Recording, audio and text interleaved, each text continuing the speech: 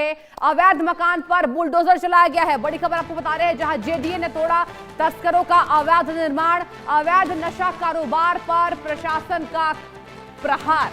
तो जयपुर से आपको बड़ी खबर बता रहे हैं, जहां अवैध नशा कारोबारों की अब खैर नहीं। कहा यह जा रहा है कि प्रशासन मुस्तैद है, प्रशासन ने एक्शन लिया है। जेडीए ने तोड़ा तस्करों का अवैध निर्माण, तो जेडीए के द्वारा ये बड़ी कार्रवाई की गई है, बड़ा एक्शन लिया गया है। नशा कारोबारियों पर प्रशासन का यहां पर प्रहार देखने को मिला है, जहां जयपुर में नशा सिंडिकेट पर बड़ा एक्शन होता दिखाई दे रहा है। ये बड़ी खबर आपको बता रहे जयपुर से, जहां अवैध मकानों पर बुलडोजर चलाया गया है। और अब कहा जा रहा है कि नशा सिंडिकेट की खैर नहीं, और ऐसे कई समूहों को टारगेट में लिया गया था। जांच पड़ताल कई दिनों से चलाया जा रहा था और जांच के तहत ही निकलकर सामने आया जितने भी नामजद इसमें पाए गए। बता दें आपको, उनके अवैध मकानों पर बुलडोजर चलाया गया है जेडीए के द्वारा। जेडीए ने तोड़ा तस्करों का अवैध निर्माण, नशा सिंडिकेट पर बड़ा एक्शन जेडीए के द्वारा। जयपुर से आपको बड़ी खबर बता रहे हैं, नशा कारोबारों पर प्रहार। और चलिए पूरी जानकारी लेंगे, हमारे संवाददाता रजाउल्लाह खान हमसे जुड़ गए। रजाउल्लाह, पूरी जानकारी बताइए कि क्या पहले जांच में पाया गया था कि इस तरीके से सिंडिकेट को पकड़ा जाएगा, और यह भी बताइए कि तमाम तफ्तीश कितनी आगे पहुंची है। रजाउल्लाह। बिल्कुल, देखिए राजधानी जयपुर में जिस तरीके से अभी हाल ही में सीएसटी की कार्रवाई की बात की जाए, डीएसटी की कार्रवाई की बात की जाए, या फिर थाना पुलिस की कार्रवाई की बात की जाए, नशे के खिलाफ सख्त अभियान चलाने के जो निर्देश हैं वो कमिश्नर और special commissioner commissioner Sachin Mittal हैं और स्पेशल कमिश्नर राहुल प्रकाश है, उन लोगों की तरफ से दिए हुए हैं। ऐसे में ऐसे लोगों के मकानों को अब चिन्हित किया जा रहा है जो लोग नशे का कारोबार करते हैं, जिनको कई बार वार्निंग दी गई लेकिन वो सुधरने का नाम नहीं ले रहे। बड़ी बात है कि जो इंडिया न्यूज स्क्रीन पर एक्सक्लूसिव तस्वीरें चल रही है, उस तस्वीरों के बारे में जानकारी देना चाहेंगे। महिला तस्कर के जो अवैध निर्माण है उस पर यहाँ पर राजस्थान सरकार का जो बुलडोजर, जेडीए का जो बुलडोजर है वो यहाँ पर चलाया जा रहा है। टीआईजी राहुल कोटोगी के निर्देश पर इस पूरी कार्रवाई को अंजाम दिया जा रहा है। जो जेडीए का तमाम सरकारी अमला है वो मौके पर मौजूद है। जो महिला तस्कर का घर है वो पूरी तरीके से नेस्त नाबूद किया जा रहा है। नशे की कमर तोड़ने का काम प्रशासन की तरफ से किया जा रहा है। दरअसल पूरे मामले को लेकर जो ट्रेनी आईपीएस है विनय, उनकी तरफ से जो है जेडीए को पत्र लिखा गया था। पत्र में कहा गया था कि जो नशा तस्कर महिला है उसके ठिकानों पर रेड मारी जाए, जिसके बाद एक बड़ी कार्रवाई है वो यहाँ पर अंजाम दी गई जेडीए की तरफ से।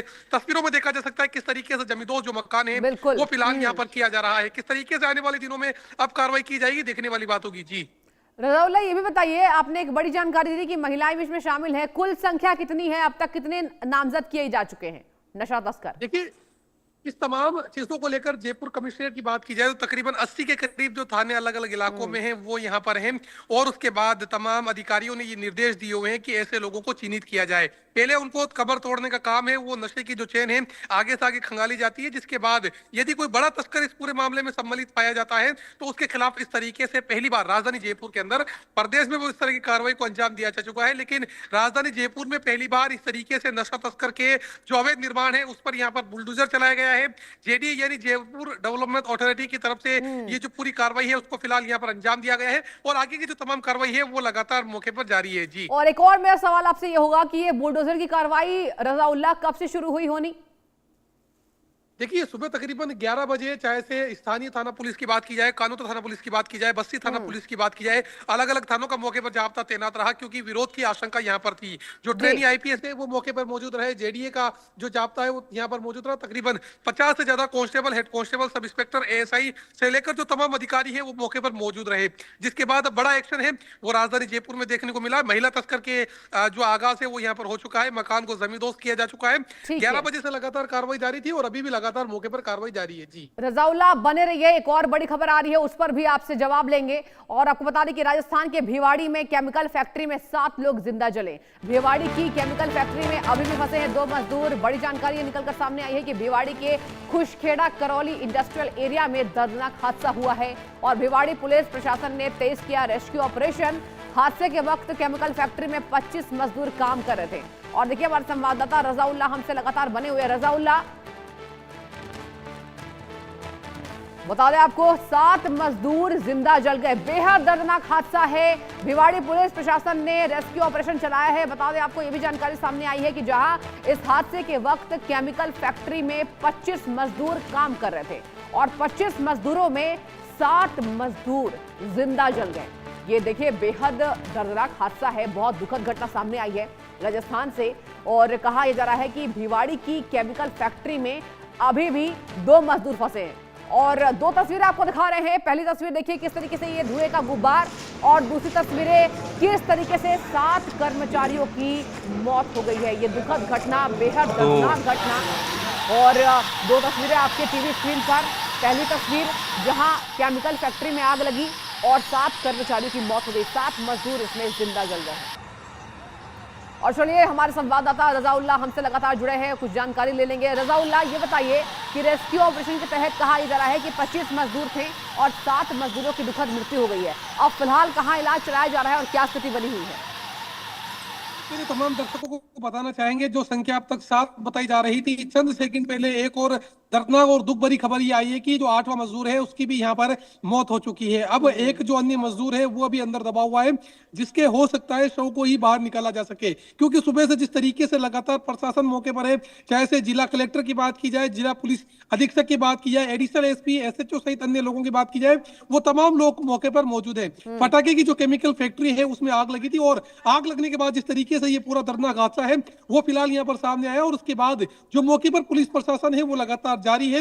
भिवाड़ी के जिस इलाके में ये पूरा दर्दनाक हादसा सामने आया, उसके बाद तकरीबन सुबह जब यहाँ से इलाके से जो है पुलिस की टीम यहाँ पर गुजर रही थी गश्त के दौरान, उस दौरान यहाँ पर पता लगा कि जो हादसा है वो यहाँ पर सामने आया है, जिसके बाद पुलिस की तरफ से सर्च ऑपरेशन है वो अपने स्तर पर चलाया गया और दमकल की टीमों को सूचना दी गई। पहले शुरुआत में ये जानकारी आ रही थी कि 6 लोगों की मौत हुई, उसके बाद 7 लोगों की, और चंद सेकंड पहले, अभी कुछ ही देर पहले ये जानकारी निकल कर सामने आई कि 8वें मजदूर का भी जो शव है वो निकाला जा चुका है। और फिलहाल पूरे मामले को लेकर एक जो शव है वो भी अंदर दबे होने की पूरी आशंका जताई जा रही है। हाँ। जो स्थानीय कलेक्टर है वो मौके पर मौजूद है, जिला पुलिस अधीक्षक मौके पर मौजूद है, सर्च ऑपरेशन लगातार जारी है। एसडीआरएफ टीम की बात की जाए, चाहे से सिविल डिफेंस की टीम की बात की जाए, वो तमाम टीमें मौके पर मौजूद है।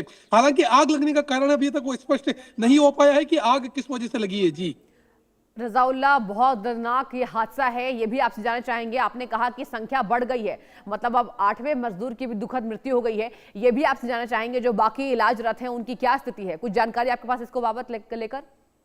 दरअसल इस पूरे मामले को लेकर कहा जाए तो तकरीबन 25 मजदूर फैक्ट्री के अंदर मौजूद थे, जिसके अंदर से 8 लोगों की मौत हो चुकी है। हाँ। और एक अंदर अभी भी दबा हुआ है। कुल मिलाकर 16 जो लोग हैं वो अभी भी जिंदगी और मौत के बीच अस्पताल में जंग लड़ रहे हैं, जिसके अंदर कुछ गंभीर घायल है। वहीं जो छुटपुट घायल थे उन लोगों को अस्पताल से जो है छुट्टी दी जा चुकी है। फिलहाल प्रशासनिक अमला मौके पर मौजूद है, चाहे से राजस्थान के मुख्यमंत्री भजनलाल शर्मा की बात की जाए, उनकी तरफ से भी पूरे हादसे को लेकर जो है दुख व्यक्त किया गया है।